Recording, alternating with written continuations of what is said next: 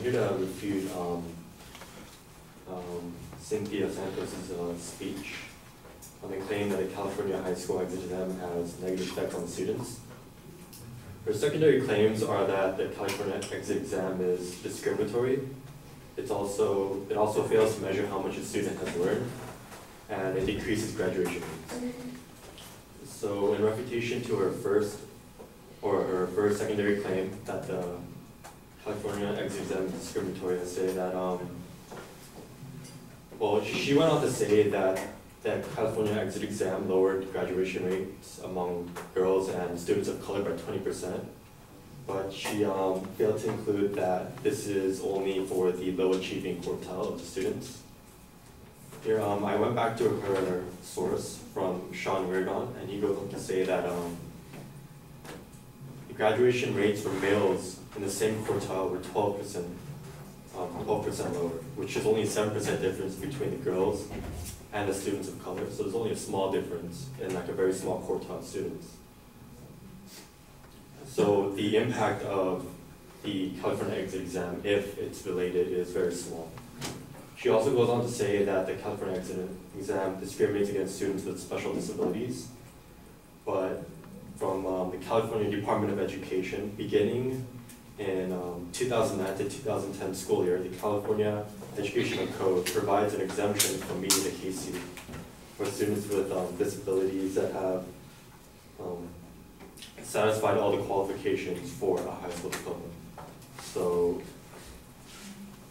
the California exam isn't discriminatory against students with disabilities. Rather, the students with disabilities can be said to have an advantage in this case.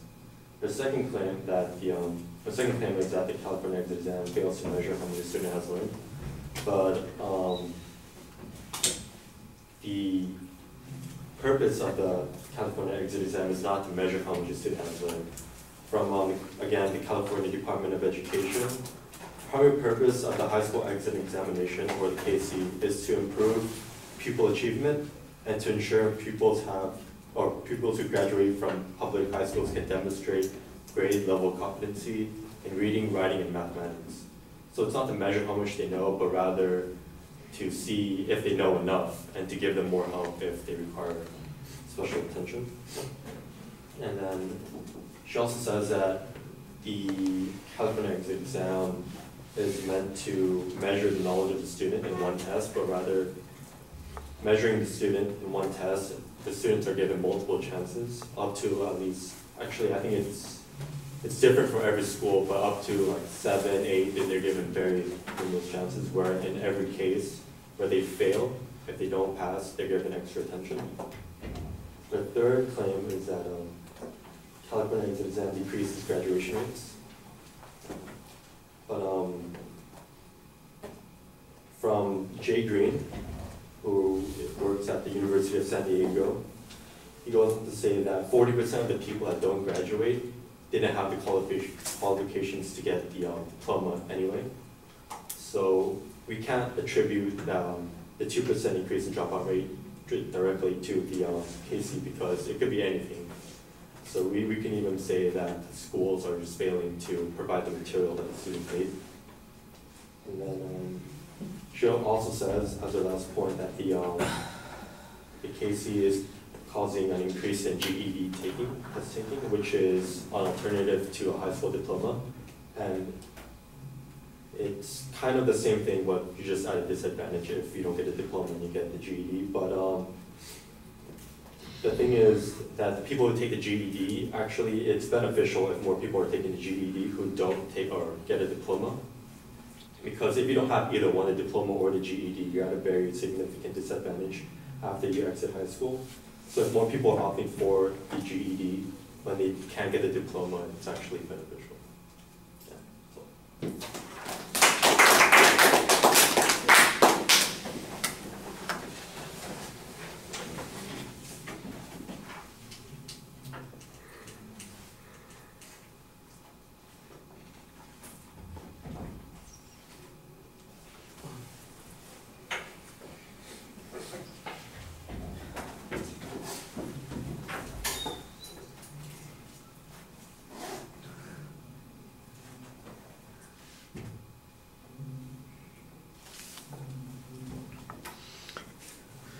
All right, structurally everything's easy to follow, so that's not a problem. On the first point, you kind of diminished the importance of the graduation rate for the one particular group by showing that it's not disproportionately different for the men or the women. That's okay, so the impact is a little bit small. I did think that you had a good piece of factual data here that suggests that people with disabilities have exemptions provided for them. You may have given a source citation on here, but it was not clear. I assume it's probably the California DOE, but you want to make that one a little bit clear. On the second point about it not being a learning measure, you do cite the DOE here to talk about what the objective is and how it's used to improve learning, and I think that that's a good explanation. If there was any demonstration that it has achieved that result, that would be useful. The notion that there are multiple chances to take the exam, I think, does mitigate the notion that everything is riding on this one particular test. My memory seems to be, because I've had this debated in class before, not only do they get multiple chances to take it, but every time they pass a section of it, that's like off the list. They don't have to take that section again. So if there are like 5 sections in the test, and they take it the first time and they pass one section, well, now they've got 6 more chances to pass the 4 that are remaining. And the same sort of thing, if they, the next time they take the test, they pass 3 of those things, and then there are 2 sections that are remaining. They don't have to go back and take those other 3. They only have to take the 2, because it's always minimum qualifications that you're talking about. It's not so much that we're looking at total knowledge, but minimum qualifications on the 3 things that you mentioned. I think that's pretty good. The other thing that you might point out is that the number of people who take the test versus the number of people who don't pass the test. I don't remember that I heard information on this, so there might be a lot of people who don't pass the test, but in proportion to the number of people who do pass the test, well, somebody's got to fail the test. Somebody sucks. Why is it a shame to say, what?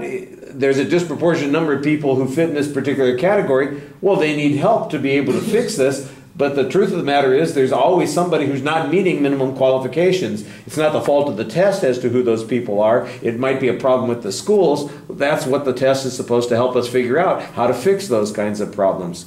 The best piece of evidence and the argument that you had was that on that third point, which says, look, 40% of the people who failed the test wouldn't have gotten their diploma anyway because they didn't have the amount of units that they needed to have. They didn't meet the criteria. So even then, it's an even smaller number that you're dealing with here. And I think that that diminishes the argument pretty effectively. All right.